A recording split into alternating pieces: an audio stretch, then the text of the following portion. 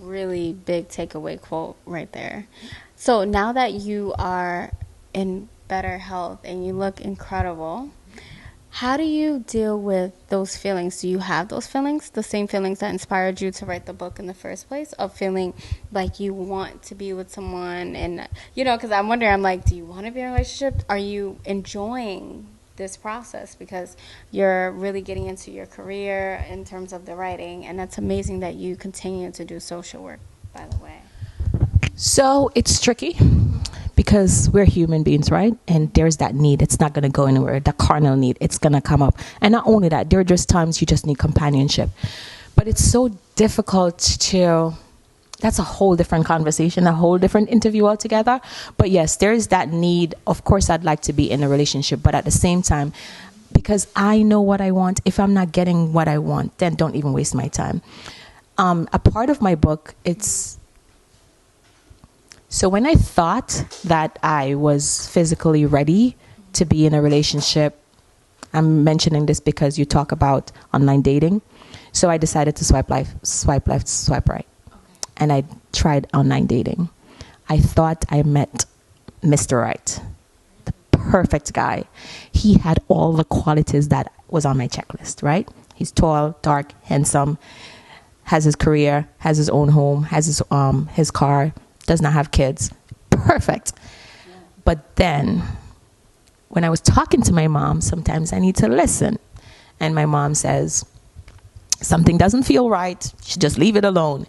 But because of my need to belong and because of that loneliness, I ignored it. And I saw all the warning signs too, but I ignored it. And this is so important. And I'm going to stare in the camera right now.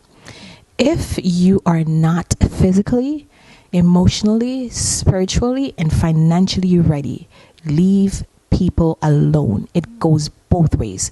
Because I thought I was ready, but I wasn't. And it was a nightmare. And when I spoke to friends, they're like, okay, fine. The best way to find out what the guy's really up to is take him around your friends. And I took their advice, went to a party. I didn't drive. That was my mistake. I drove with him. And it just went sour. It just went left so easily. You go out with your girlfriends, you're having a good time, you're partying, you're dancing with each other and having an amazing time. And I guess because he was so intimidated and he was not sure of his manhood as well, he got so pissed to the point where he literally asked me, he's like, are you a lesbian? And in my head, I'm like, okay, fine. I'm just going to go home and delete that number and that will be it. But lo and behold, because I drove with him and we were away. So it was a good distance away from home. And after I realized what was happening, we decided to leave. My friends, we walked out. He was mad. He walked across the street. When he got to his car, he didn't even open the car door. He got in his car. He blasted his music. So me, the woman, of course, we're emotional beings. We want to talk about what happened. So I'm like, let's talk about this. And he started calling me out of my names, calling me a cunt, calling me a bitch, the whole 9 yards. We got on the highway and I saw apparently there was an accident. So I'm like, you know what? I'm bold.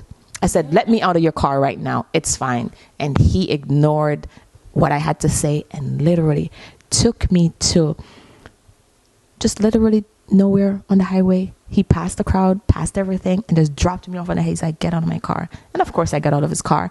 And imagine now, right? Yeah. I'm dressed up in stilettos, really sexy black woman on the highway in the middle of the morning. Like this was like 4 o'clock-ish. It's dark. It's a secluded area. And of course, I was scared as hell, but I was happy to be out of his car because I didn't know how that would have escalated. And in my peripheral vision, I realized a man was standing behind me. Out of nowhere, this man showed up.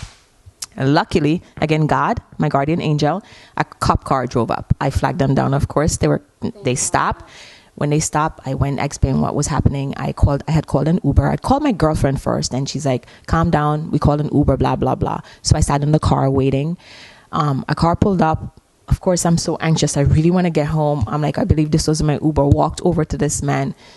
By then, the cop cars left, only to realize that wasn't even my Uber. And I'm like, listen, mister, I'm not even getting in your car. You go about your business. So he left. Cops are gone. The man is still standing there in the middle of the highway. And I'm like, okay. And I'm like, I'm scared as hell, but I'm like, God, you got this. And I got this.